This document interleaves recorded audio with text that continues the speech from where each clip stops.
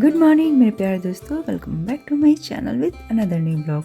तो आज है संडे, अभी का पेपर रख दी और इतने पेपर के शौकीन, अगर पेपर मेरे से कभी गलती से इधर उधर रख दूँ तो वो पेपर पूरा ढूंढने में परेशान हो जाते हैं, नहीं मिलता है तो फिर से दूसरा ले आके लेकिन उस दिन का पेपर ज़रूर पढ़ते हैं।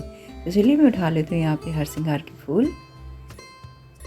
तो ये जो है ना फूल कुछ अलग ही वाइब देता है मुझे, ये फूलों से मुझे अलग ही एक एनर्जी मिलती है, मज़ा आता है ये फूलों को देख के। सारे के सारे फूल एक जगह बस आप रख दीजिए और सारे फूलों का राजा अगर कोई है तो हर श्रृंगार का फूल है।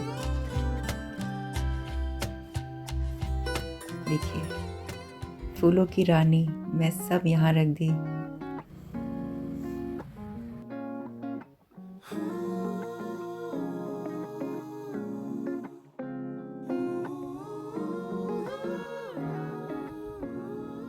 बहुत सारे गुलाब के फूल हुए थे लेकिन बारिश हुई ना 3 दिन तो बहुत सारे पेटल सब गिर गए।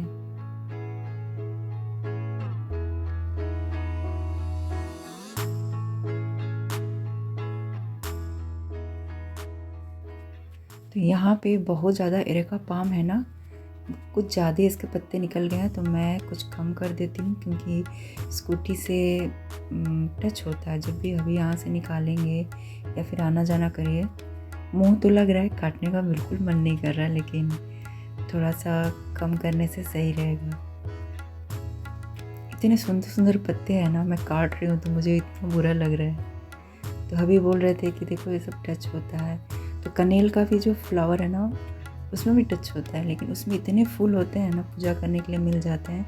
तो हबी बोलते इतना तो सेक्रीफाइस कर ही लेंगे तो फूल मिल जाता है पूजा के लिए, लेकिन ये थोड़ा सा टच होता है तो थोड़ा हल्का फुल्का कम कर देना, जो ऊपर ऊपर जा रहे हो उसे रहने देना। तो यहाँ पे मैं थोड़ा और कम कर दी ना तो थोड़ा सा फ्रेश दिख रहा है, अच्छा लग रहा है।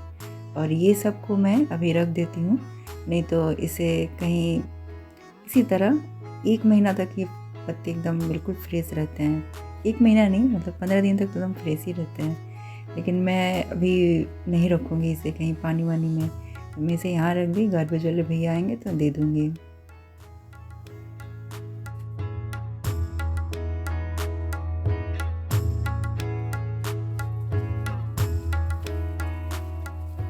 तो अब मैं सब धो लेती हूँ।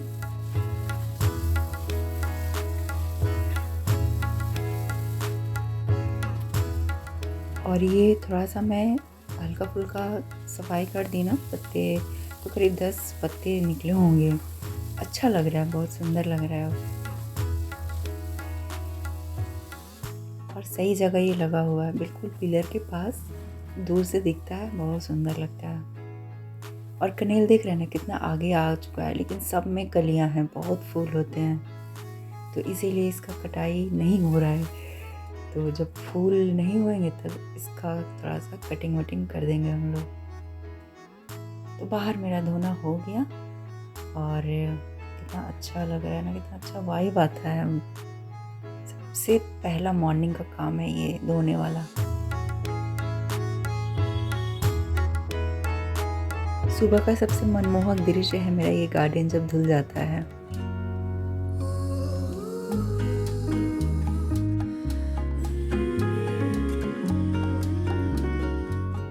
सारे कपड़े सूखे हुए हैं तो चेक कर रही हूँ कोई गीला तो नहीं है। धुले हुए सारे कपड़े मेरे यहीं आ जाते हैं कुछ बालकोनी में, लेकिन लेंगे कपड़ा सुखाने वाला जो स्टैंड होता है ना उसे लेना है। तो सोचते सोचते क्योंकि काम हो जाता है इसलिए कभी ध्यान नहीं जाता है। हालांकि वो बहुत अच्छा होता है, फ़ैन चला दीजिए और बीच में कहीं भी रख दीजिए, रेनी सीज़न में बहुत काम देता है। और ये रेलिंग पे डाल देता है ना, तो यहाँ पे भी फ़ैन चला देते हैं तो आराम से सारे कपड़े रेनी सीज़न में मेरे सूख जाते हैं। तो यहाँ पे साफ़ हो गया, सब कपड़ा सारा हट गया और सोफ़ा मेरा क्लीन दिखने लगा। चलिए अब नीचे आ जाती हूँ क्योंकि बेटा उठ गया है, तो उसके लिए मैं जल्दी से ब्रेकफास्ट बना देती हूँ। तो 1 एप्पल और ऑरेंज और सूजी का उत्पम बना नहीं सूजी का उपमा बना के उसे दे दूँगी। इतना उत्पम खाते हैं कि उत्पम ही नाम बैठ गया है, तो सूजी का उपमम बनाऊँगी। उपमम, हाय राम! उत्पम से उपमा से अब उपमम पे मैं आ गई। तो बिल्कुल उत्पम का जो है ना कंठ पे मेरा सेट हो गया, तो उपमा से उपमम। वाह! वैसे नाम बहुत अच्छा लग रहा है। तो अभी मैं बना लेती हूँ सूजी का उपमा और फटाफट ये बन जाएगा, ज़्यादा कुछ नहीं करना है मुझे इसमें। तो प्याज, टमाटर, अदरक, करी लीफ, मिर्ची सब चॉप कर ली हूँ मैं और इसे डाल देती हूँ। और बहुत ज़्यादा भुनना नहीं है, फटाफट बन जाने वाला हेल्दी ब्रेकफास्ट है। तो मैं तो ऊपर से नींबू निचोड़ के खाती हूँ, थोड़ा खट्टा खट्टा, या फिर थोड़ा दही भी डाल दीजिए, लेकिन मैं दही नहीं डालूँगी। और ये डाल देती हूँ मैं मैगी मसाला, तो इसी से इसका टेस्ट है ना काफ़ी अच्छा आ जाएगा। तो थोड़ी सी मैगी मसाला बचे हैं जिसे मैं रख देती हूँ और सब्ज़ी बनाऊँगी तो उसमें डाल दूँगी। थोड़ा सा ऑयल डाली थी मैं और बीच में जगह बना के सूजी को डाल देती हूँ। तो पहले सूजी को भून के भी निकाल के बनाया जा सकता है, लेकिन मैं दोनों ही एक साथ भून लूँगी, बात एक ही होता है। थोड़ा सा डाल दी मैं नमक इसमें और इसमें ज़्यादा कुछ नहीं करना है, थोड़ी देर भूनूँगी।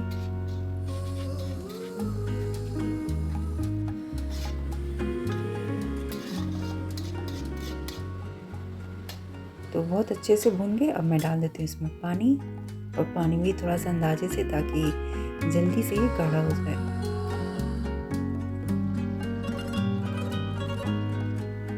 तो दही मैं इसलिए नहीं डालूँगी क्योंकि मैं टमाटर इसमें 3 चॉपिंग कर दी थी, तो उसी से ये खट्टा काफ़ी ज़्यादा हो जाएगा। और थोड़ा सा मैं इसमें गुड़ की पाउडर डाली।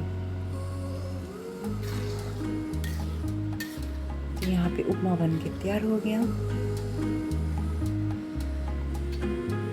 बेटा ब्रश व्रश करके नहा के पूजा कर लेता है और उसके बाद ही खाता है, तो उसका बहुत ही अच्छा गुड हैबिट है। तो अभी तो एग्ज़ाम ख़त्म हो गए, तो पढ़ाई वाला वैसे इशू नहीं है, तो उसको जब मन होता है तब वो उठता है और मैं उसे उठाती भी नहीं, लेकिन बोलता है मम्मा 8:39 में एकदम उठा दीजिएगा, 9 बजे, 10 बजे भी चलेगा, लेकिन उससे ज़्यादा नहीं। मैं बोलती सो आराम से उठना। तो मैं ऊपर गई तो देखी बाबू नहाने वाने का तैयारी कर रहा है। तो बेटा मेरा भी पूजा कर लिया होगा, एक दिया मंदिर में ज़रूर जला देता है, तो जाके मैं उसे दे देती हूँ।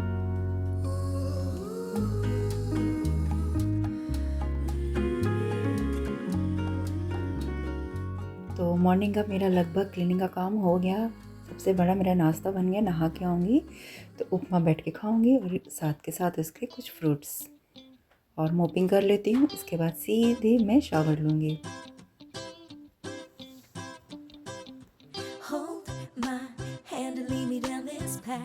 That'll take us to the place we met. Oh, we can't forget, no. Where your eyes locked into mine and we were friends, or maybe just a little more. Can we be sure? No. And I say la la la la la la la la la la. Can you feel it too? I say la la la la.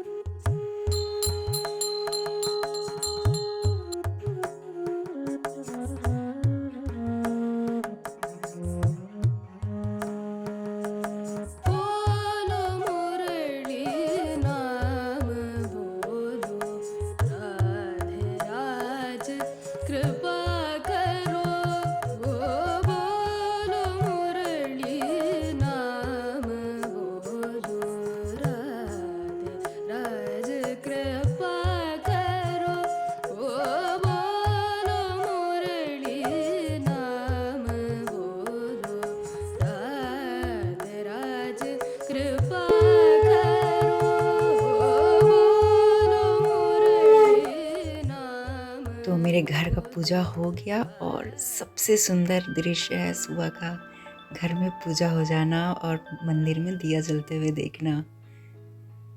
तो चलिए अब मैं खा लेती हूँ उपमा। तो मैं बहुत ध्यान से बोली उपमा, क्योंकि बार बार उत्पम ही सच में निकल जा रहा था। और दोनों ही सूजी से बनते हैं ना, और दोनों ही साउथ इंडियन डिश है। और साउथ इंडियन डिश मेरे हबी को बहुत ज़्यादा पसंद है, हमेशा बोलेंगे। इडली मतलब बहुत है ना, खट्टा खट्टा सांभर उनको बहुत अच्छा लगता है। और मुझे सबसे अच्छा लगता है उत्पम, सच में। हालांकि मैं उपमा बनाई, लेकिन उत्पम और चाय, मतलब मैं ऐसे बीच में भी सोचती रहती हूँ चाय बनाऊँगी तो उत्पम बना लूँ क्या, ऐसा वाला है मेरा। तो मेरा एकदम फेवरेट है वो। तो ब्रेकफास्ट हो गया दोस्तों, और इसके बाद हो रही है बारिश। तो चलिए बारिश का आनंद लेते हैं। अब जब भाई बारिश हो रही है कंटिन्यू 3 दिन तक, इसके बाद तो फिर धूप ही होगा, गर्मी होगा। और जब हो रहा है तो इसे एंजॉय कर लेते हैं। तो सुहावना मौसम हो, इसे क्यों मिस करें। तो ऐसे मौके बहुत कम ही मिलते हैं हमें। बदलता नहीं, भीगा भीगा बादल कटता नहीं, कैसा है ये मौसम,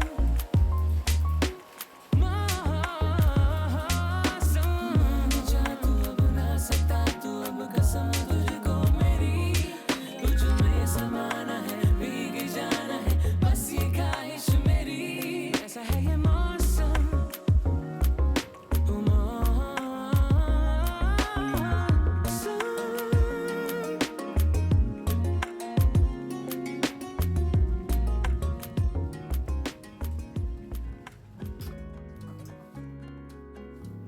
तो अब मैं तैयारी कर लेती हूँ लंच बनाने की। तो यहाँ पे ये कुछ पेपर मैं रखे रहती हूँ ले आके, तो काफ़ी काम देता है।